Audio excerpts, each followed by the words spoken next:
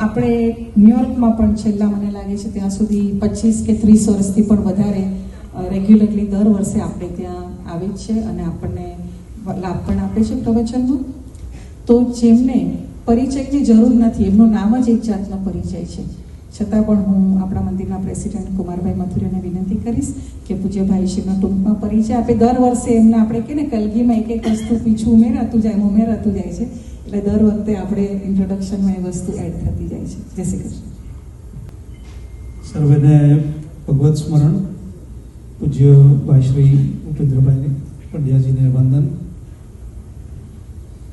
જેમને સાંભળવા માટે આપ સૌ આતુરતાથી પ્રતીક્ષા કરી રહ્યા છો એ વિલક્ષણ વ્યક્તિત્વનો પરિચય આપવાનું સદભાગ્ય મને સાંપડ્યું છે.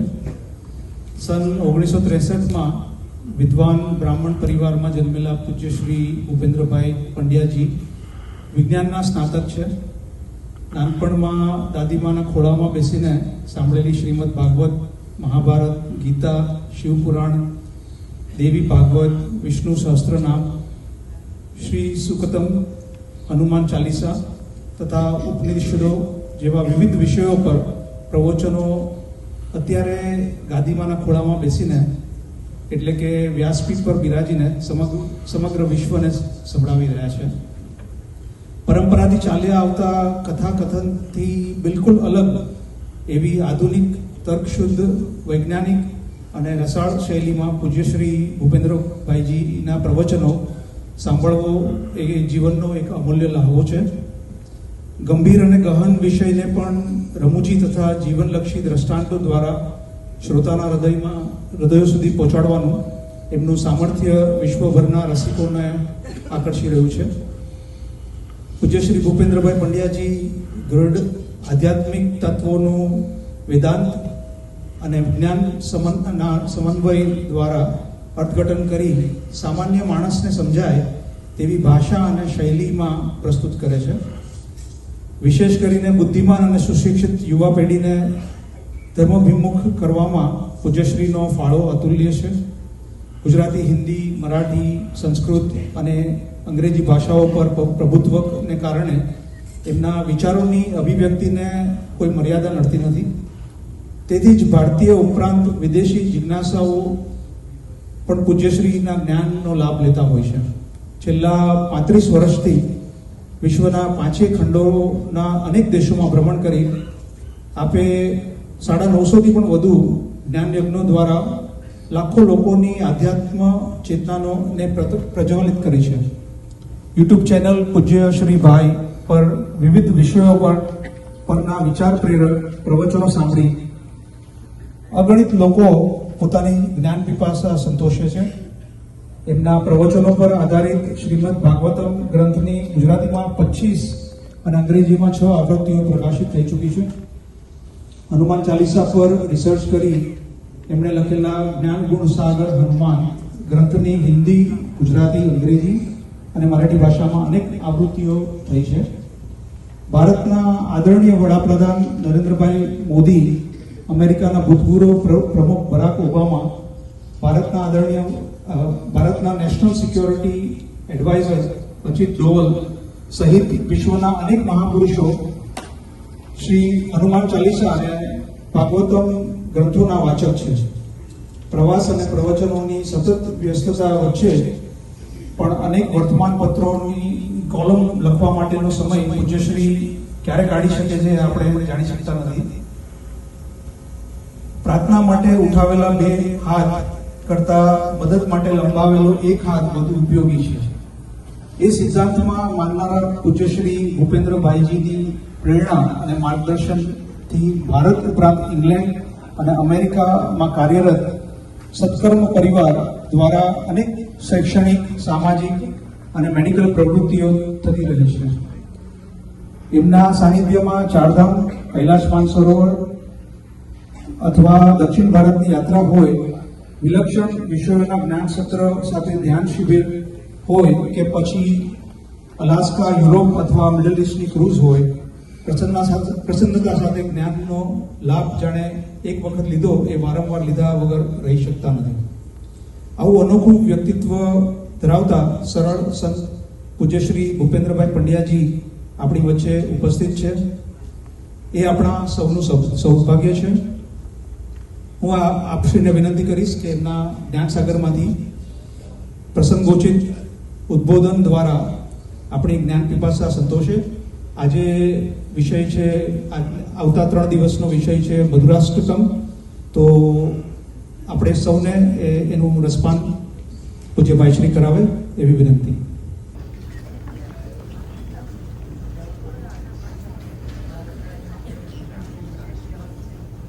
યા કુંદેન્દુ તુષારહારધવલા યા શુભ્રવસ્ત્રાવૃતા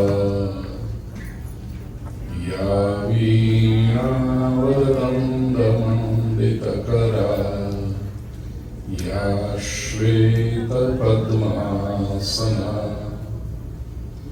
या ब्रह्माच्युतशङ्करप्रभृतिभिर्देवैः सदा वन्दिता सा मां पातु सरस्वती भगवती निःशेषजाड्यापहा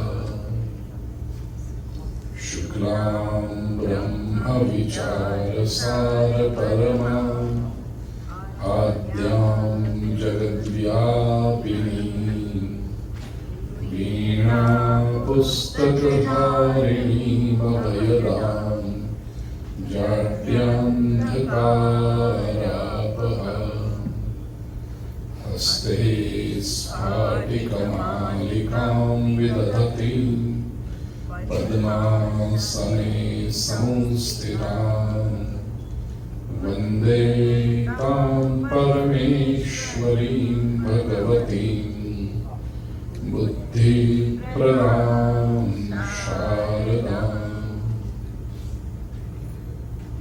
वसुदेवसुतं देवं कंसचाणूरमर्दनं देवकी परमानन्दं कृष्णं वन्दे जगद्गुरुम् गुरुर्ब्रह्मा गुरुर्विष्णु गुरुर्देवो महेश्वर गुरुसाक्षात् परब्रह्म तस्मै श्रीगुरवे नमः.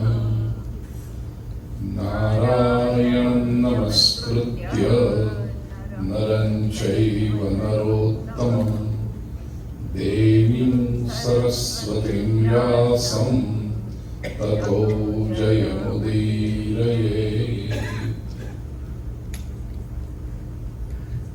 श्री कृष्ण कन्हैया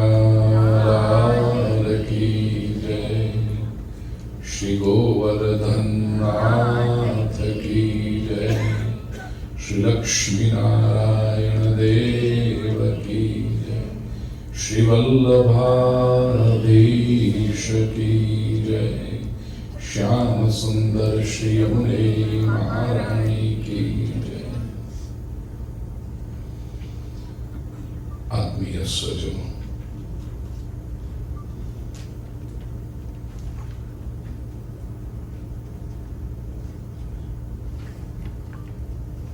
બેનવનીએ સરસ કહ્યું કે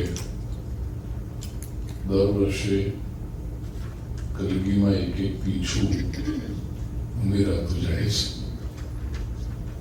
લઈ આવે જ ખરું કંઈક સારું સારું. એવી આ સુંદર ઠાકોરજીની કૃપા જેના પર અનવરત વરસી રહી છે એવી સમગ્ર અમેરિકામાં પ્રતિષ્ઠિત એવી સંસ્થા વૈષ્ણવ ટેમ્પલ ઓફ ન્યુયોર્ક VTNY આદરણીય અરવિંદભાઈને યાદ કર્યા. કુંજુબેન વર્તમાન એ પરંપરાને બહુ સરસ રીતે કુશળતાપૂર્વક આગળ વધારી રહ્યા છે. અમારા પ્રિય આત્મીય અનિલભાઈ,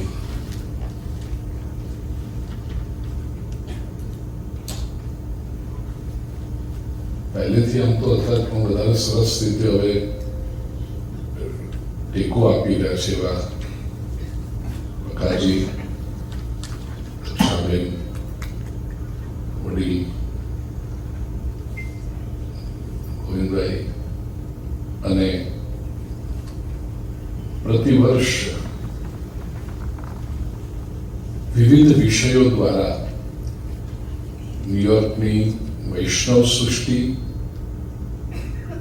અને બધા જ જિજ્ઞાસુ ભક્તજનોને સત્સંગનો મહામૂલો લાભ આપતા પરમાત્મીય અરવિંદભાઈ ધારિયા, કલ્પનાબેન, કેટલા નામ લો મારા, મધુભાઈ, સરલાબેન, રમેશભાઈ, મંજુબેન, આપ સૌ, સેતુભાઈ, પ્રવચન કરું નામ જ લોકો લો કારણ કે બધા જ પરિચિત છે, એટલે આપ સૌ આત્મીય સ્વજનો, આવો અત્યંત સરળ છતાં અત્યંત ગૂઢ અને અનેક મહાપુરુષોએ જેમને ભક્તિ માર્ગના પરમ આચાર્ય તરીકે સન્માન્યા છે એવા મહાપ્રભુજી શ્રીમદ વલ્લભાચાર્યજીની એક અત્યંત મધુર રચના મધુરાષ્ટકમનું આપણે સૌ સાથે ગાન કરીએ. દર વખત તો જે સ્તોત્ર એમાં હંમેશા કહેતો હું છું કે એક એક ચરણ બોલીએ, પણ આ એક સ્તોત્ર એવું છે જેમાં એક એક ચરણ બોલવાની જરૂર નથી. આપણને સૌને કોઈક ને કોઈક રીતે આનો પરિચય છે જ અને અત્યંત સરળ છે, એટલે આપણે સૌ સાથે આ 8 શ્લોકોનું ગાન કરી અને પછી એના રહસ્યમય અર્થ પ્રદેશમાં પ્રવેશ કરીએ. અધરમ મધુરં વર્તનમ મધુરમ નયનમ મધુરમ હસિતમ મધુરમ હૃદયમ મધુરમ ગમનમ મધુરમ મધુરાધિપતેરખિલમ મધુરમ વચનમ મધુરમ ચરિતમ મધુરમ વસનમ મધુરમ વલિતમ મધુરમ ચરિતમ મધુરમ પ્રમિતમ મધુરમ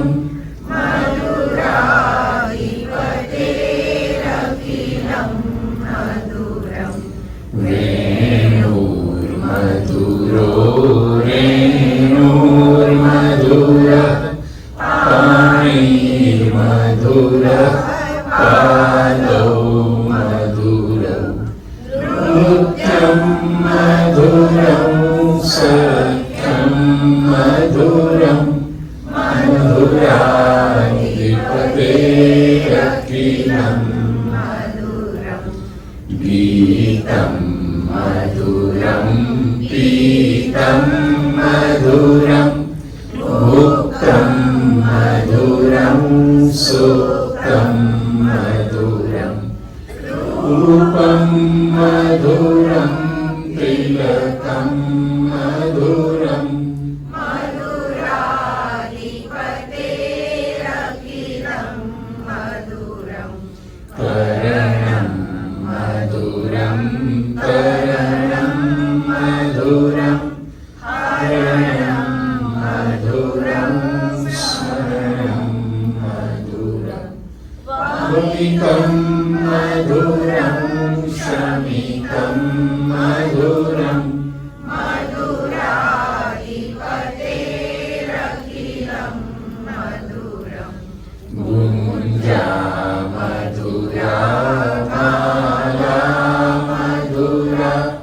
યમુના મધુરા વીચી મધુરા સલિલમ મધુરમ કમલમ मधुरम् मधुराधिपतेरखिलं मधुरम् गोपी मधुरालीला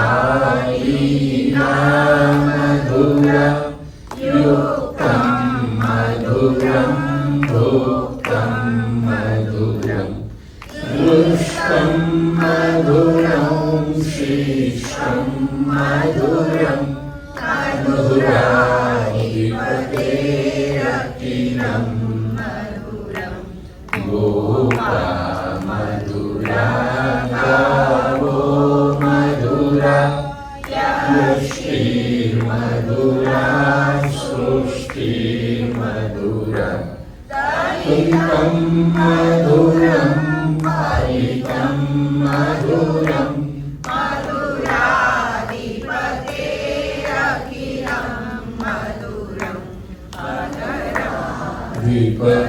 अधिपतेरखिलं मधुरं मधुराधिपतेरखिलं मधुरम्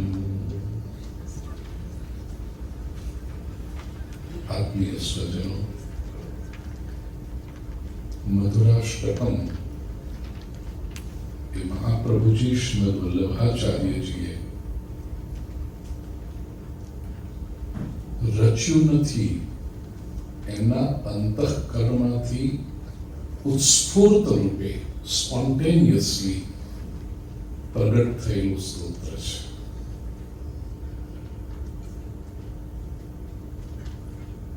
વર્ડ્સવર્થે ઇંગ્લિશ લિટરેચરમાં કાવ્યની વ્યાખ્યા કરી છે. Ultimately it's a poetry. લિટરેચરની દ્રષ્ટિએ તમે જુઓ તો વર્ડ્સવર્થે પોએટ્રીની વ્યાખ્યા કરતા કહ્યું છે, poetry is a spontaneous overflow of powerful emotions.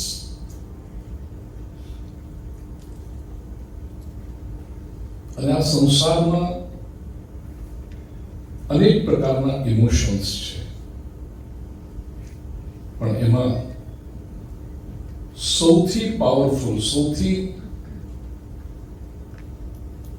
સશક્ત, પ્રભાવી સંવેદન કોઈ હોય તો અને લોંગ લાસ્ટિંગ સંવેદન કોઈ હોય તો એ છે પ્રેમ. બાકી સંવેદન તો ઘણા છે. દુઃખ પણ થાય, લજ્જા, શરમ પણ એક સંવેદન છે, ભય પણ એક સંવેદન છે, અનેક પ્રકારના હોય. શૃંગાર એ પણ એક સંવેદન છે. પણ આ બધા સંવેદન ફ્લીટિંગ મોમેન્ટ છે. એટલું જ નહીં, એ સંવેદન એવા છે કે એમાં અમુક એવા છે કે સતત એ સંવેદનમાં, સતત એ લાગણીમાં કોઈ રહેવા માંગતું નથી. દાખલા તરીકે ભય એક સંવેદન છે, પણ કોઈ એવું લાગે કે આપણે સતત આમ ડરેલા રહીએ, ન થાય. એ ભયનું સંવેદન, people want to come out of it. પ્રેમ એક એવું સંવેદન છે, પ્રિય સ્વજનો, જે પ્રત્યેકને અનુકૂળ છે. અનુકૂળ છે એટલું નહીં, પ્રત્યેક વ્યક્તિ બને એટલો લાંબો સમય આ સંવેદનમાં રહેવા માંગે છે. અને એ દ્રષ્ટિએ જો જોઈએ તો love is a very powerful emotion.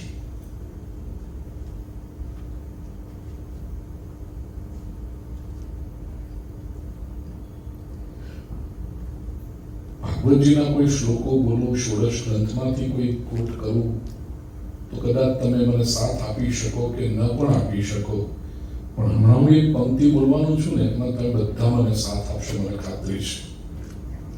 ત્યારે હું આ કહું કે પ્રેમ એ એક અદ્ભુત સંવેદન છે, બહુ પાવરફુલ સંવેદન છે. અને વર્ડ્સવર્થની જે વ્યાખ્યા છે કે poetry is a spontaneous overflow of powerful emotion. પ્રેમ નામનું જે સશક્ત લાગણી એ જ્યારે ઉત્સ્ફૂર્ત રીતે પ્રગટ થાય ત્યારે કાવ્ય પ્રગટ થતું હોય છે, ગીત પ્રગટ થતું હોય છે. હર દિલ જો પ્યાર કરેગા, મેં કીધું તમે બધા જ બોલવાના છો. Because love is a very powerful emotion. અને એક પ્રેમનું જ્યારે ઉત્કટ લાગણી અનુભવાય, યસ, પાવરફુલ માટે હું શબ્દ ક્યાંનો સશક્ત હોતો પણ એને કહેતા છે ઉત્કટ લાગણી અનુભવાય. અને પ્રગટ થાય. બીજી રીતે કહું તો નારદજી, હું હેરિસબર્ગમાં નારદ ભક્તિ સૂત્ર પર પ્રવચન કરીને આપ્યું.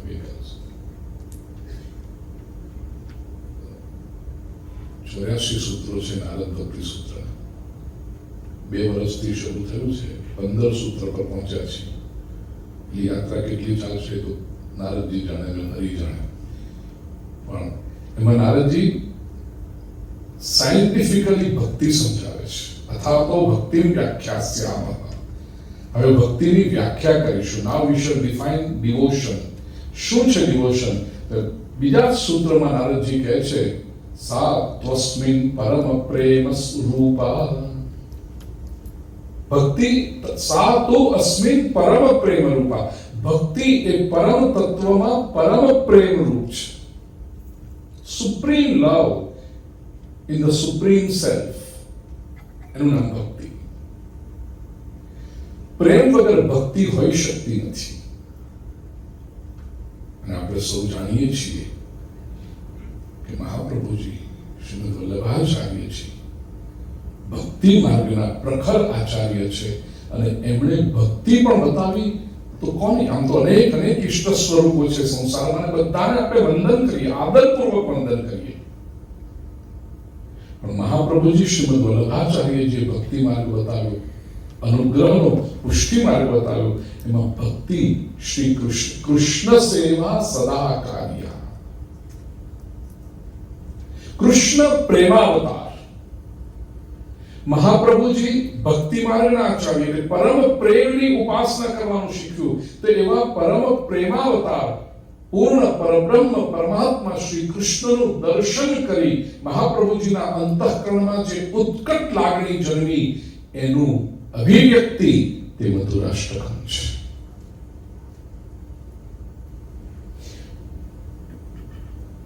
લગભગ સમય છે 15મી સદીનો અંત અને 16મી સદીની શરૂઆત. એમાં આ રચના થઈ છે. કારણ કે મહાપ્રભુજીનું જે ભૂતલ પરનો કાળ છે, લીલા કાળ, એ આ સમય છે. ઈસવીસનમાં જો કહું તો 1479 થી લઈ અને 1531 જો ઈસવીસનમાં મૂકીએ તો આ સમયગાળો મહાપ્રભુજીનો ભૂતળ પર આપણા પર કૃપા કરવા માટે પધાર્યા એનો સમયગાળો છે.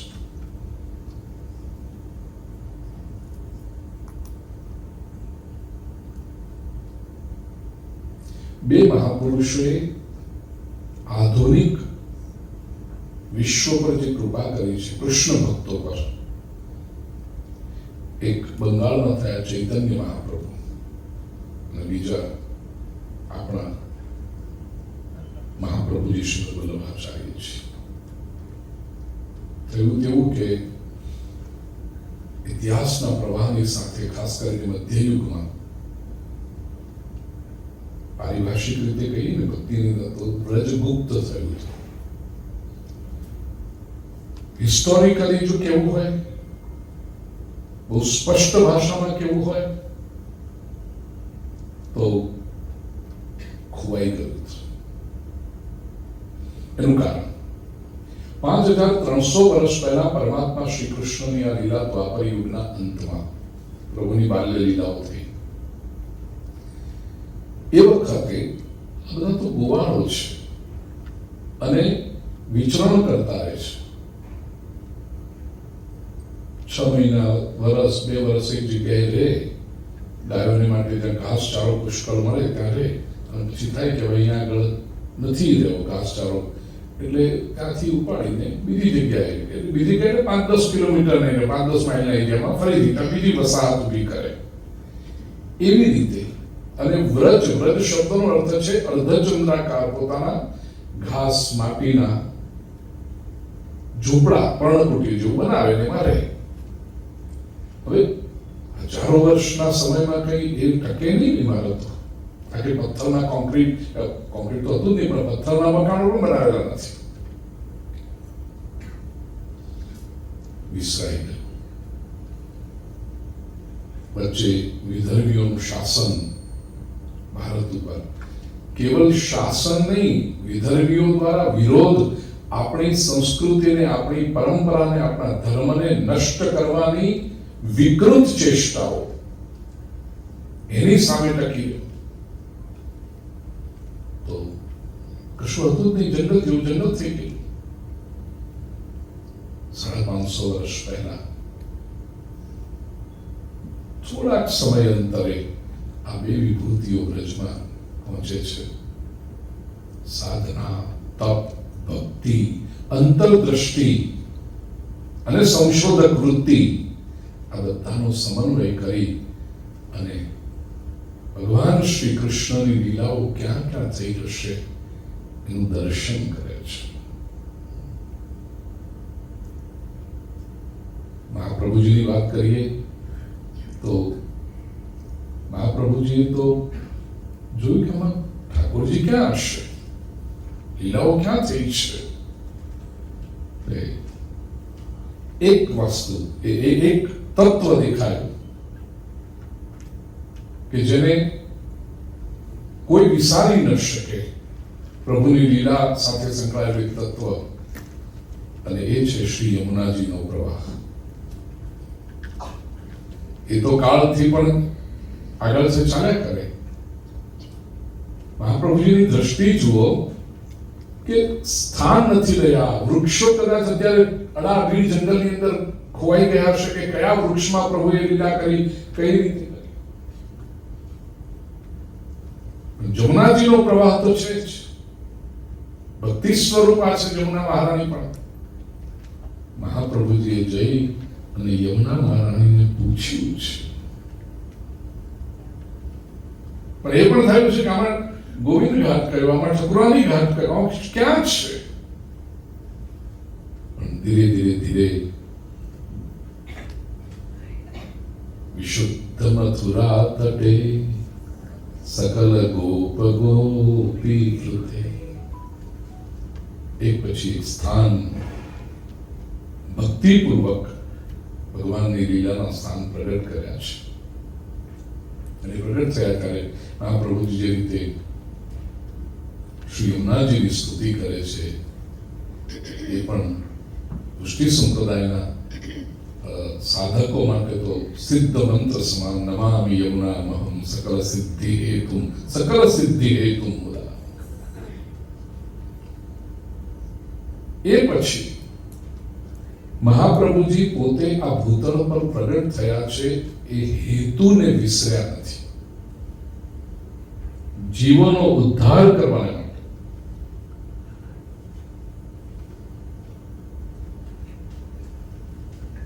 બ્રહ્મસુમનના મંત્રોનો જે અર્થ છે ને કે હજારો વર્ષોથી વિખૂટો પડેલો આ જીવ, અને એ સંતાપ જે અનુભવે છે, અવિદ્યાગ્રસ્ત જીવ છે, એ જીવને પરમાત્માની સાથે મેળવવાનો છે. આ મહાપ્રભુજીની પ્રતિજ્ઞા છે, મહાપ્રભુજીના પ્રાગટ્યનો હેતુ છે. એ હેતુ કેમ સિદ્ધ થશે? સમય વહી રહ્યો છે. આ દિવ્ય મહાપુરુષના મનમાં ચિંતા તો ન હોય, પણ ચિંતન અવશ્ય છે કે જે કાર્ય માટે હું આ ભૂતળ પર આવ્યો છું, એ આ જીવોનો ઉદ્ધાર, એ જીવોને પરમાત્માની સાથે મેળવવાને કેવી રીતે કરાવું. જીવમાં અનેક દોષ છે. જીવના પોતાના કર્મોનો દોષ, એ વખતની જે પરિસ્થિતિ હતી એનો પણ દોષ. આ વિપરીત સંજોગોમાં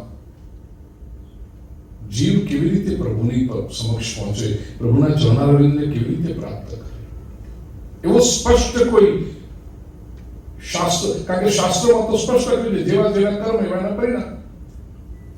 હવે જો એ રીતે મૂકી દે તમારા કર્મ આવા છે તો લો, કરો સંઘર્ષ,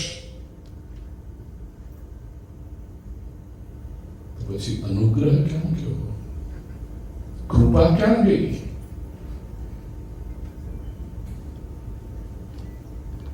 જેનામાં દોષ નથી, જેનામાં સામર્થ્ય છે એનો તો સૌ સ્વીકાર કરે, પણ જેનામાં દોષ છે એને પણ સ્વીકાર કરે, ત્યાં કૃપા છે. કૃપા માર્ગ અદ્ભુત વિચાર શ્રી મહાપ્રભુજીના અંતઃકરણમાં પ્રગટ્યો હશે, ને કેવી રીતે પ્રગટ્યો, ત્યારે મહાપ્રભુજી જે ચિંતન કરી રહ્યા હતા એ વખતે ધન્ય ક્ષણ,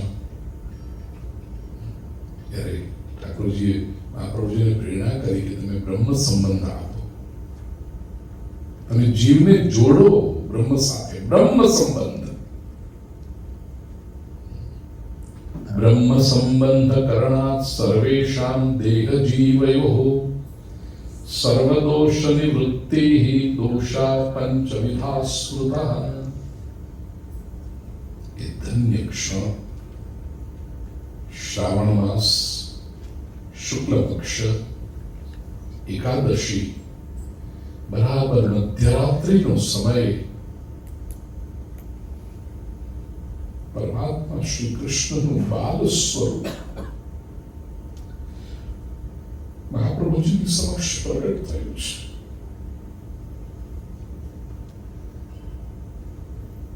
મહાપ્રભુજી દર્શન કરે છે. પ્રિય સ્વજનો,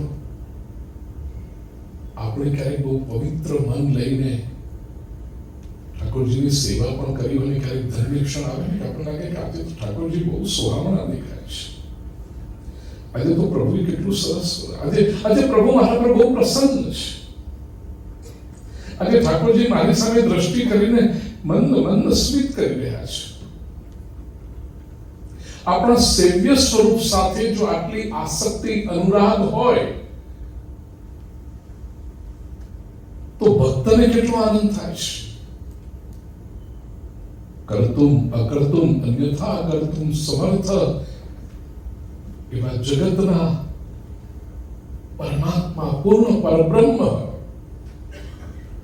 મહાપ્રભુજીની સામે જ્યારે સાક્ષાત પ્રગટ થયા છે, ત્યારે મહાપ્રભુજીને કેટલો આનંદ થયો છે.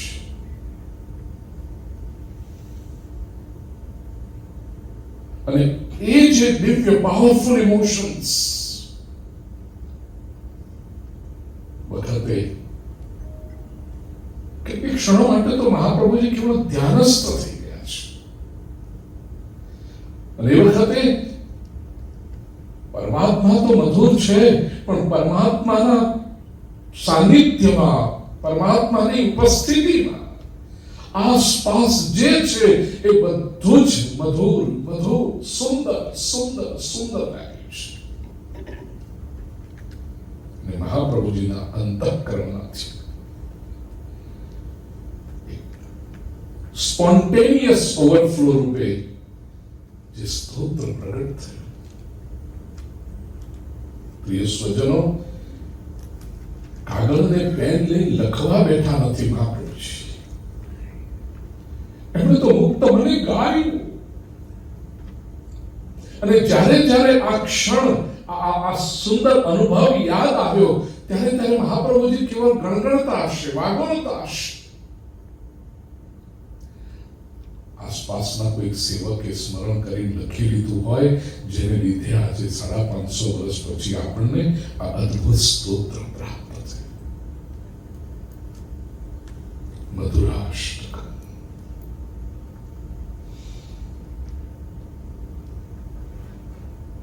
ધ્યાનની અવસ્થામાં પ્રગટ થયું છે. શ્રી કૃષ્ણનું નામ જપ તો મહાપ્રભુજી નિરંતર એમના મુખે હોય જ. જપ, સ્મરણ, ચિત્તની એકાગ્રતા, ધ્યાન અને સાક્ષાત્કારની અનુભૂતિ પછી પ્રગટ થયેલું આ સ્તોત્ર છે. અને એ રીતે જોવા જઈએ તો આ સ્તોત્ર શ્રી મહાપ્રભુજીની કાનીએ માનો સ્વયં પરમાત્મા શ્રી કૃષ્ણે આપણને આપ્યું છે.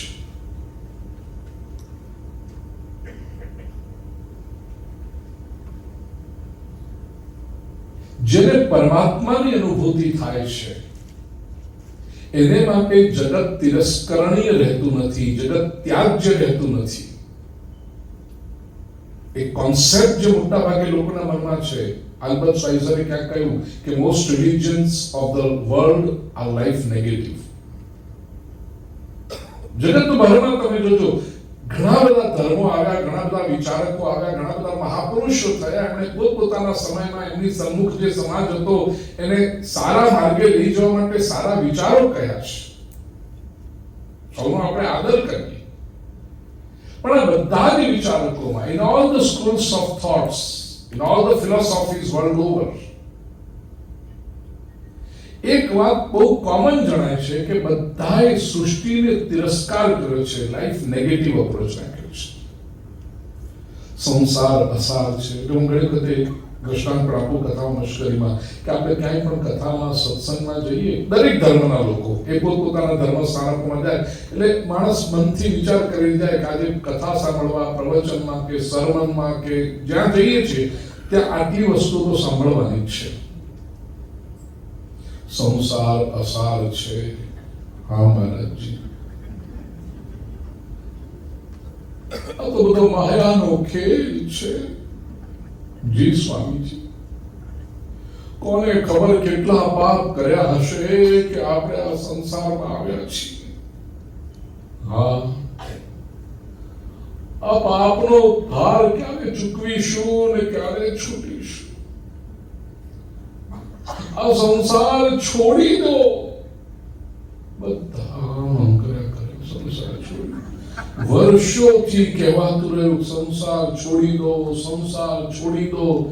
ન કોઈ સાંભળવા વાળાએ સંસાર છોડ્યો કે ન કોઈ બોલવા વાળાએ સંસાર છોડ્યો.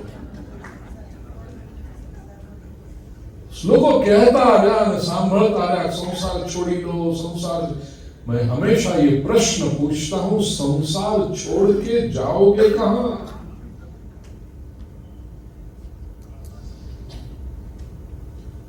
अमेरिका छोड़ीने इंडियाમાં આવશો તો ઇન્ડિયામાં સંસાર નથી? અરે બહુ છે. અહીંયાના લોકો જાય ત્યારે ખબર પડે બહુ સંસાર છે. અમેરિકામાં બેઠો છું ને વાત કરું છું એટલે નહીં, મેં ભારતમાં પણ આ વાત કરીશ. People outside India are more Indian than Indians back home.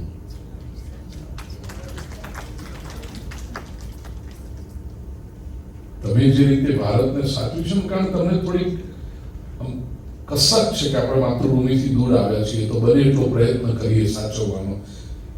જન્મભૂમિથી એટલા હજારો માઇલ દૂર આવી સરસ સંસ્થાઓ ઊભી કરી એટલું નહીં, 40-50 વર્ષ સંભાળ. હેરિસબર્ગમાં હરિમંદિર પગારી 52 વર્ષ થયા અને નોર્થ અમેરિકાનું એ સેકન્ડ મંદિર છે, સનાતન મંદિર.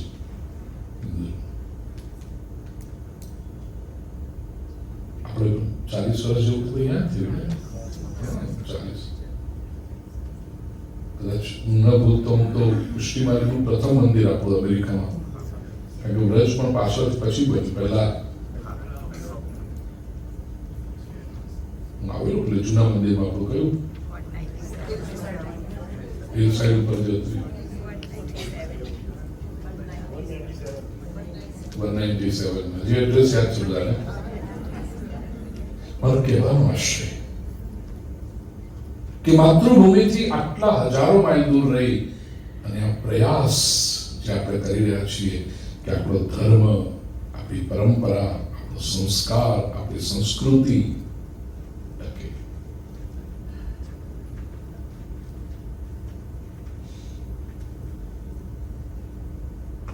ખૂબ આવશ્યકતા છે.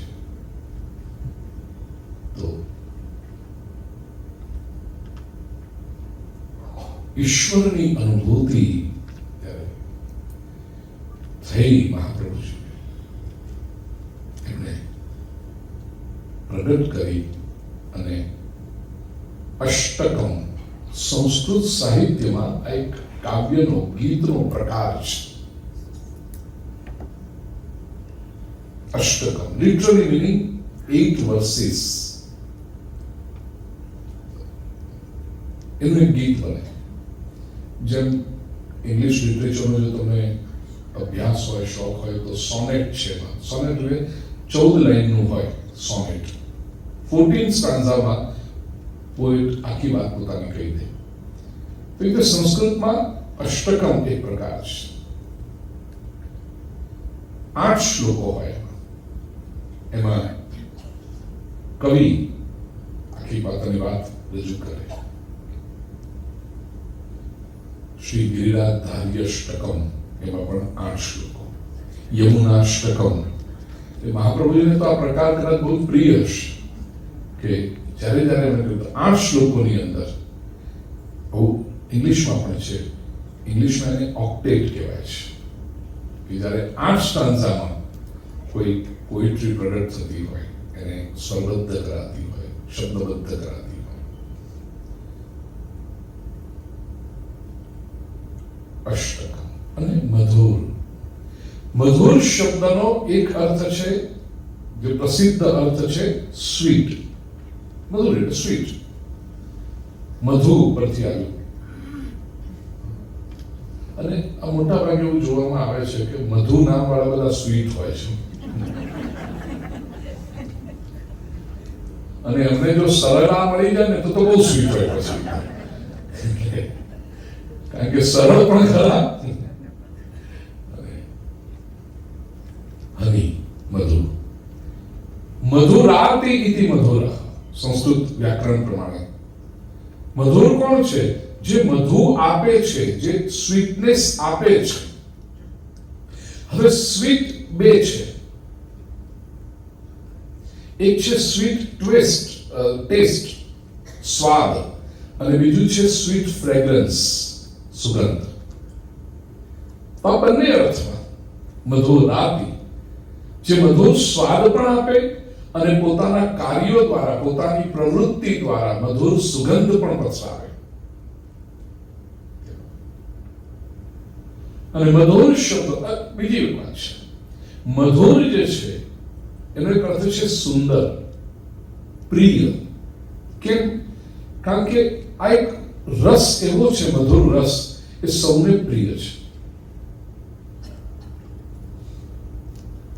નાનું બાળક હોય ને ત્યારથી તમે જો નાનું બાળકને પહેલા આપણે મરચા નથી આપી દેતા. નાના બાળકને જે આપીએ છીએ મધુરથી જ શરૂઆત કરીએ છીએ. અને જીવનભર માણસને મધુર રસ તો ગમે.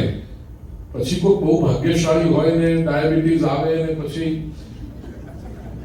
એનાથી દૂર રહેવું પડે પણ એને ગમે તો ખરો. એ ચાન્સ તો શોધતા હોય કે મંદિરમાં કંઈક કાર્યક્રમ થાય ને મહાપ્રસાદ હોય ને કોઈ અટકાવવા વાળું નહીં હોય.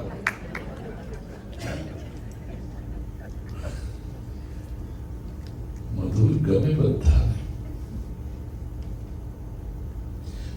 આ સંસારમાં બહુ ઓછા અભાગી એવા હશે જેને કે ગળ્યું નથી ભાવતું.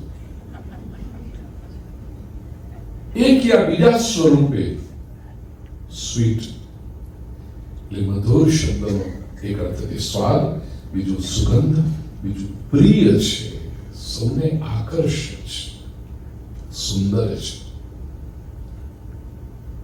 ભગવદ ગીતાના 17મા અધ્યાયમાં પ્રવચન કર્યું ને ત્યાં પણ મેં કહ્યું કે 17મા અધ્યાયમાં ભગવાન સાત્વિક, રાજસી અને તામસી 3 પ્રકારનું આહારી બતાવે છે કે ભોજન કોને કોને પ્રિય છે. તો એમાં સાત્વિક આહારમાં પ્રભુ 17મા અધ્યાયના 8મા શ્લોકમાં કહે છે કે આયુ સત્વ બલારોગ્ય સુખ પ્રીતિ વિવર્ધનાઃ રસ્યાઃ સ્નિગ્ધાઃ સ્થિરા હૃદયા આહારા સાત્વિક પ્રિયા. કોઈ ચર્ચા નથી કરતો. યુટ્યુબ ચેનલ પૂજ્યશ્રી ભાઈ પર મળશે તમને. આવતીકાલથી શરૂ થશે એ પ્રવચન. પણ રસ્યાઃ રસપૂર્ણ. આમ જુઓ તો તમે આયુર્વેદની દ્રષ્ટિએ 6 પ્રકારના રસ છે. ખારો, તીખો, તુરો, ખાટો, કડવો અને મીઠો. પણ અહીંયા સાત્વિક ભોજનમાં ભગવાન જે કહે છે રસ્ય ષડરસ, 6 રસ પ્રત્યે અનુરાગ હોવો જોઈએ, 6 રસ લેવા જોઈએ. પણ એમાં રસ્યામાં પ્રભુ પ્રધાન રસ મધુરને ગણે છે. ડોક્ટર, આપ તો અભ્યાસુ છો, મેડિકલ સાયન્સના પણ અભ્યાસુ છો અને અધ્યાત્મના પણ અભ્યાસુ છો. આયુર્વેદ 6 6 રસ પર ભાર મૂકે છે કે સ્વાસ્થ્ય જાળવવા માટે 6 રસ જરૂરી છે. સાત્વિકમાં મધુર રસને વિશેષ પ્રાધાન્ય આપ્યું. કેમ? એનું કારણ તરત જ 17મા અધ્યાયના 9મા શ્લોકમાં ભગવાન રાજસી આહાર વર્ણવે છે. એ રાજસી આહારમાં કટ્વમ લવણાત્યુષ્ણ તીક્ષ્ણ વૃક્ષ વિદાહિનઃ આહારા રાજસસ્યેષ્ટા દુઃખ શોકામય પ્રદા. એમાં પછી કહું જુઓ, ખાટો, કટુ એટલે કડવો, પણ એમાં અતિ વિશેષણ છે. કટ્વમ લવણાત્યુષ્ણ, અતિ ઉષ્ણ. આ અતિ બધાને ગણવું છે. અતિ કટુ, અતિ લવણ, અતિ અમ્લ. કટુ એટલે કડવો, અમ્લ એટલે ખાટો, લવણ એટલે ખારો, તીક્ષ્ણ એટલે તીખો. આ બધા રસ છે ને રાજસી લોકોને પ્રિય હોય. તમે કહેશો હજી આગલા શ્લોકમાં તો ભગવાને કહ્યું કે રસ્યા એટલે તો બહુ વચન છે, બધા રસ આવી ગયા, બરાબર. પણ અહીંયા ભગવાને કહ્યું અતિ, એટલે અતિ કટ્વ, અતિ અમ્લ, અતિ લવણ, અતિ તીક્ષ્ણ, અત્યંત કડવું, અત્યંત ખાટું, અત્યંત ખારું, અત્યંત તીખું. જેને ભાવતું હોય ને, ઘણા બધા મરચાના ભજીયા આપો તો કહે કે આ તો કઈ તીખા છે જ નહીં, એટલે તો એવું જેને ભાવે ને એ રાજસી છે લોકો. આવું ભગવદ ગીતામાં ભગવાન શ્રી કૃષ્ણ કહે છે. બહુ તીખું જોઈએ, બહુ અતિ ઉષ્ણ, અત્યંત ગરમ ગરમ, ઉતરતી રોટલી જોઈએ. બોલો, એ તમતો વખત તો ડબ્બામાં નાખે. રોજ કહો તમારો ગરમ ડબ્બો, હા, માઇક્રોવેવ. એ બધા સત્વ તો ખલાસ થઈ ગયા એની અંદર. લોકો ચા પણ પીએ તો અંદરથી ધુમાડા નીકળતા હોય એવી ચા જોઈએ. કેમ પી શકાય? સેજ ઠંડી થાય કે જરાક ફરીથી 2 મિનિટ માઇક્રોવેવમાં ફેરવ્યા. આ બધા રાજસી લોકો છે. અને રાજસી લોકો એવા હોય કે તમે જો આવું જેને બહુ પ્રિય છે ને, એ ક્યારે નવરા નહીં બેસતા, એ હતપત એટલા બધા આવી પ્રમાણ. એ તો આંશિક છે, પણ આ લોકો સતત રજો રાગાત્મકમ વિદ્ધિ પ્રવૃત્તિમય લોકો હોય. તમને લાગે કે આખું વીક બહુ બિઝી રહ્યા, ચાલો સન્ડે આજે શાંતિ. આવો ઘરમાં એક હોય મરચા ખાવા વાળો, એ તમને ન બેહવા દે નવરા. એ કે તમને ઘણા વખતથી ઘર સાફ નથી કર્યું, આજે સાફ. ભાઈ તું જા અંદર ગરાજમાં. રજોગુણી લોકો છે. કહેવાનો આશય મધુર, આપણે વાત કરીએ છીએ, મધુર રસ સૌને પ્રિય છે. તો મધુર અષ્ટકમ, અતિ પ્રિય એવું અષ્ટકમ. વારંવાર ગાવું ગમે, વારંવાર સ્મરણ કરવું ગમે, વારંવાર ગણગણવું ગમે એવું આ અષ્ટકમ મહાપ્રભુજીના અંતઃકરણમાંથી પ્રગટ થયું છે. એટલા માટે હું પેલું જે અનુસંધાન લઉં, વ્યક્તિ ભક્તિ માર્ગનું અનુસરણ કરી શકે. અને ભક્તિ માર્ગમાં પણ, કારણ કે મહાપ્રભુજી વિશેષ કરીને પુષ્ટિ માર્ગના પ્રણેતા છે, તેથી અનુગ્રહ પ્રાપ્ત કરી શકે શ્રી ઠાકોરજીનો. એટલા માટે આ સ્તોત્ર પ્રગટ કર્યું છે. કારણ સંસારનો વિરોધ નથી કરવાનો, સૃષ્ટિનો વિરોધ નથી કરવાનો. જાગૃત સ્વાઈઝરે કહ્યું કે most religions of the world are life negative. કે આપણે જે સામાન્ય પરંપરામાં કરતા હોઈએ છીએ, બધું જે ન કરે એને લોકો ધાર્મિક માની લે છે. આપણે બધા ઘરમાં રહીએ, ઘર છોડીને જે જતો રહે ને એ બહુ ધાર્મિક ગણે. ઘરમાં રહેતા જ નથી, બોલો, એ ધાર્મિક થઈ ગયું. આપણને દિવસમાં 2 વખત, 3 વખત, કદાચ કોઈને 4 વખત ભોજન જોઈએ. જે દિવસો સુધી જમે જ નહીં એ લોકો કહેશે બહુ ધાર્મિક છે. બોલો, જમતા જ નથી. 1 મહિનાના ઉપવાસ, 2 મહિનાના ઉપવાસ, 6 મહિનાના ઉપવાસ, છાપામાં ફોટા છપાવે, વર્લ્ડ રેકોર્ડ કરી નાખ્યો, આટલા ઉપવાસ કર્યા. 17મા અધ્યાયમાં હું પ્રવચન કરી રહ્યો છું, બધું તાજું છે. ભગવાન કહે છે કે આવા લોકો છે ને એ કર્ષયંત શરીરસ્થમ, આ લોકો શરીરની અંદર રહેલા મને ત્રાસ આપી રહ્યા છે, કે શરીરને ત્રાસ આપે છે. એને આપણે તપસ્વી કહીએ, જમતા જ નથી, અથવા તો બાફેલા બટાટા જ ખાધા કરે છે, બીજું કશું લેતા જ નથી. આપણે બધા વસ્ત્ર પહેરીએ, કેવા રૂપાળા રૂપાળા લાગો તમે બધા તૈયાર થઈ ના હોત. અમારી અવની તો ઝગમગ ઝગમગ થાય છે. 2 લાઈટો બંધ કરો તો બહુ વાંધો ના આવે એવી અવની છે અત્યારે. તો કેવા સરસ લાગો બધા તૈયાર થઈ ના હોય. જે કપડા જ ન પહેરે અથવા અમુક જ પ્રકારના કપડા પહેરે, બહુ ધાર્મિક છે. મેન્ટાલિટી છે માણસો.